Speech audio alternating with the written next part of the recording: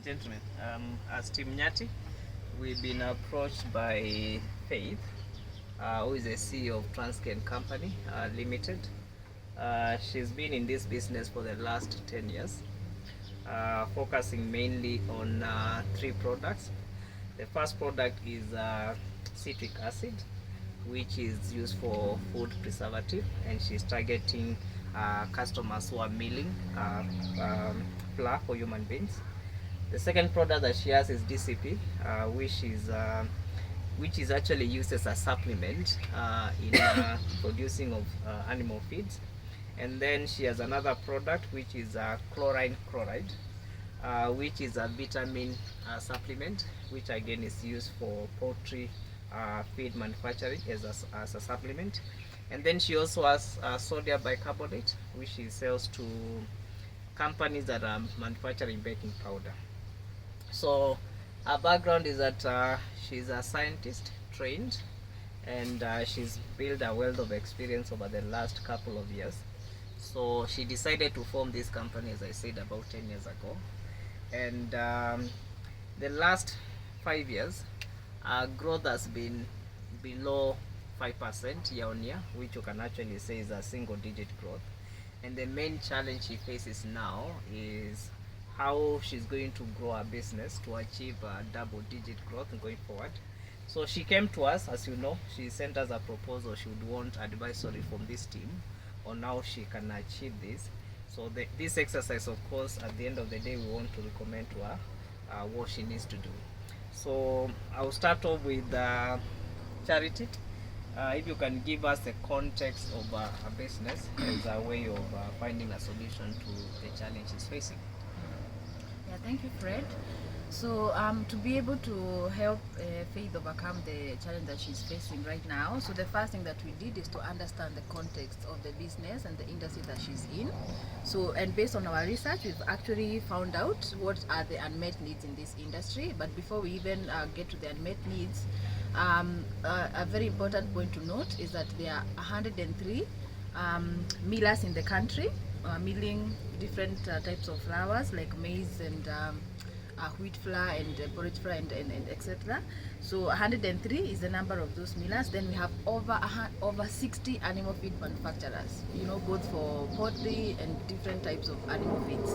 So yeah, the unmet needs, basically they are unreliable and inconsistent supply. So there's a huge demand for these products, but the supply has been very inconsistent and also very unreliable. So this is the context of the market that she's playing in. Okay, thank you, Charity, for that. So maybe something you did not mention. Do you think competition is an issue as part of the context? No, based on our research, we didn't find that as a big issue because the demand is actually very high, and most of the millers that we have in the country are medium to small size companies. They, of course, she's having the big millers, but there are also very many middle and smaller size companies who are not actually able to import these products. And because Faith has the capacity to be able to source the products in bulk, she can actually be able to meet this demand. And because she has the technical capacity to be able to even advise them on which is the best citric acid and etc. So my competition is there, but it's not such a big issue for her business. Okay, thank you very much. So, Mumbi, potentially looking at Faith and her company, do you think she has the capability to drive the 5%, okay, the 10% year-on-year growth that she's looking at? I think she does, and one of the most important things is the fact that she has that experience. She's worked for UNGA as the head of quality assurance for the last 10-15 years.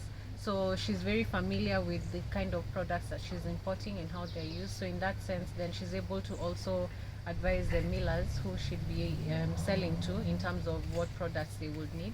Secondly, she deals with companies like UNGA and Pembe, and those are very big companies. So in terms of even marketing herself, then it makes her more credible to be able to sell that product to even other millers by, mentioning that she's already working with the bigger millers in the market. Thirdly, in terms of sourcing, she's already importing from China. She has very secure connections with China, and she's able to get the products at very good prices. So that's definitely an internal capability that she can leverage on. And lastly, she already has warehouses here that she's able to store her products in. So in terms of storage, she can import in bulk, and she won't have the headache of where to keep the product. So in terms of internal capability, then that definitely gives her an edge. What about resources? Because that's a key internal capability that we need to look at. I think resources at the moment, you see, she already has excess capacity. She already has the product in the stores Yep. that she would be able to sell in terms of if she got any additional market. Going forward, if she gets a bigger market, then we can think about financing and where to get the additional resources from. Okay, thank you for that. I actually saw the balance sheet is quite healthy, so she can get to any commercial bank and get that. So based on this, Peter, then what options do you think that we need to consider based on the context and the capabilities that are available to Faith? Based on this, we have explored 3 options that Faith has. One of it is market penetration increase. At the moment, we know she's largely selling in Nairobi, companies in Nairobi, and one in Kisumu, but we know in most of our major towns, of course, there are millers, so that's why we have said market penetration increase. She has to diversify her product, and then diversify her market. Like for instance, we know some of the products she's selling, she can extend it to soft drink manufacturers, who are quite a number in Nairobi and other major towns. Okay, thank you, Peter. So Bundi, we have 3 options that we need to consider when we are devising Faith what she needs to do, which is market penetration, product diversification, and of course the last one, as Peter said, is also diversification from a market perspective. So what advice do you think as Team Nyati we need to give to Faith? After discussion and serious thinking, we've decided the best action of the 3 options which Peter has discussed. We've decided that market penetration and market diversification will be her best bet right now. For the short term, market penetration, especially in Nairobi and its environs, will be what she can do immediately or in the short term to grow her sales. In the long term, we are focusing more on market diversification, and that would include maybe having a study on the soft drink market. We know citric acid is used in the soft drink market, but we still would like how the owner of the business to study the soft drinks market and see if there are more opportunities there.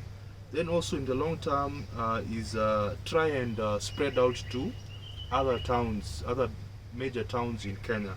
There are many millers out there in Nakuru, some in Kisumu and other towns. So long term, we'll also encourage her to look into diversify into other major towns in Kenya.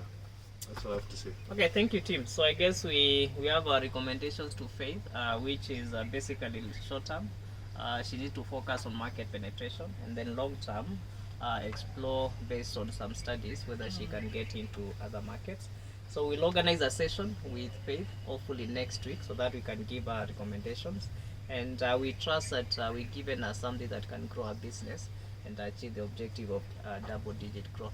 Thank you, and well done. Thank you.